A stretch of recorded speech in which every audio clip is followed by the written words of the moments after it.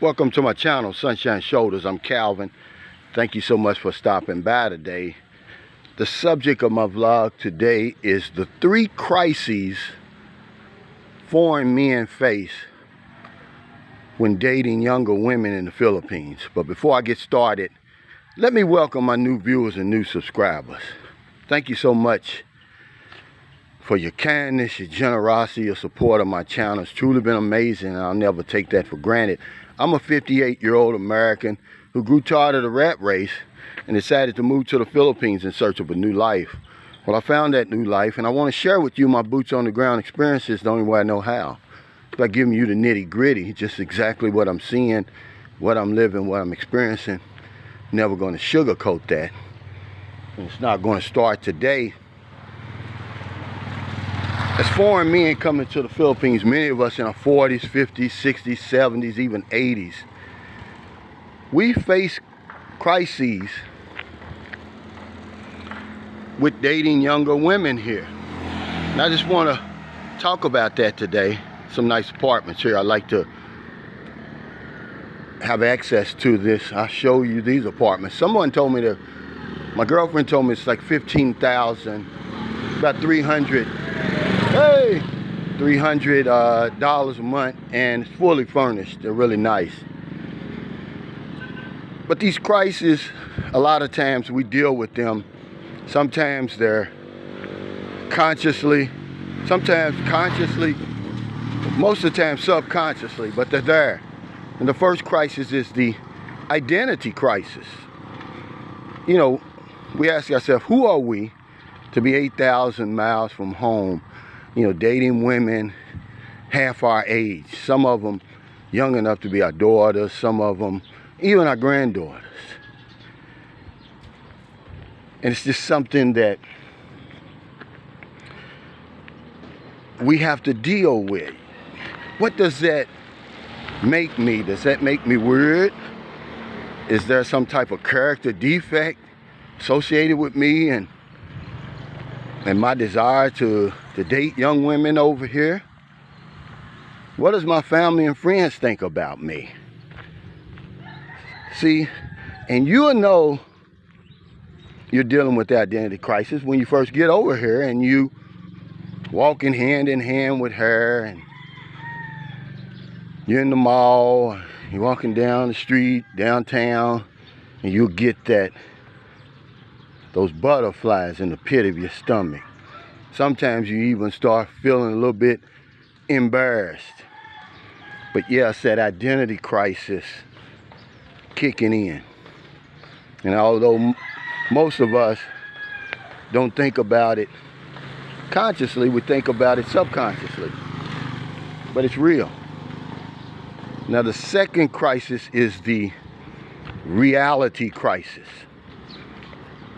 I don't know of anybody that hasn't come here and at some point reality kicks in. They think, well, you know, she only wants me for my money, for my visa and a new life. It's going to kick in. That's that unspoken agreement. You can call it a lot of things, but reality sets in. You're like, man, what does this beautiful young woman want with me and my old tired butt? And you start feeling like an investment. You start feeling like she's treating you as an investment. You know, looking after her best interest. You know, she'll start hedging on her bets, like pressuring you to start making investments over here, like building houses, buying condominiums, stuff like that, motorcycles, just in case the relationship doesn't work out.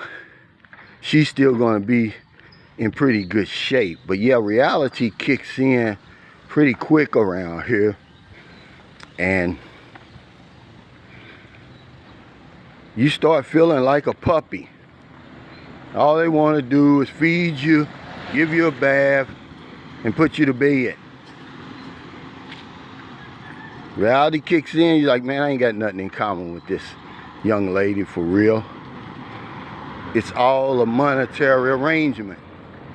And you just got to deal with that, you know, the best you can. You know, for a lot of us, love does develop on down the line, but initially it is a reality crisis, and you're gonna have to deal with it.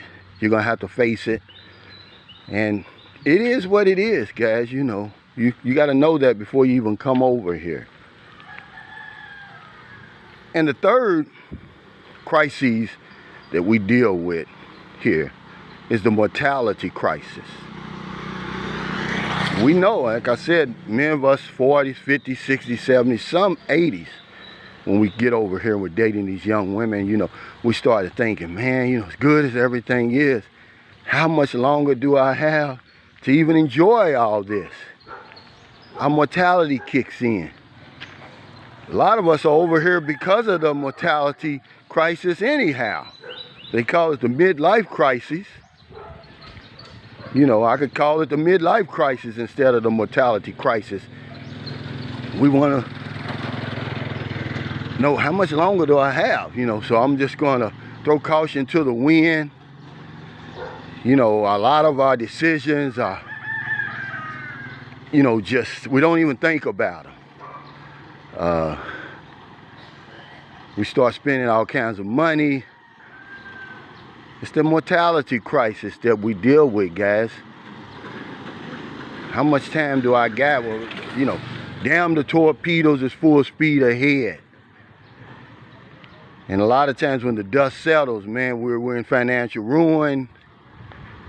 You know, we've alienated our friends and family back home because we're living on borrowed time in our minds. The common sense that we've shown throughout our lives, we throw it out the window. As we say, hey, I'm gonna party like it's 1999. So there you have it, the three crises that we as foreign men deal with when we come over here and date younger Filipinos. The identity crisis, guys. You know, it doesn't mean you're some kind of freak, some kind of weirdo because you like younger women, but you're going to ask yourself that, what am I doing over here, all the way over here, dating these young women? Some of them half my age, young enough to be my daughter, young enough to be my granddaughter. What do my friends and family think? The reality crisis, you know, hey, it is what it is, man. She wants what you can offer her. Money and a better way of life. I won't blame her. And you're going to sit around, sometimes you're going to feel like a puppy. Because all she wants to do is feed you, give you a bath, put you to bed. You're an investment. She's going to protect her investment. And then the mortality crisis, you know, or the midlife crisis. You throw caution to the wind, you know, damn, the torpedoes is full speed ahead. I'm going to enjoy whatever years I've got left. We end up spending all our retirement money. We end up blowing any future that we have, alienating friends, alienating family. Then when the dust settles, we ask ourselves, was it even worth it? So thank you so much for stopping by today. I really appreciate it. If you're in America, it's getting late. And I hope you help somebody before you get into bed.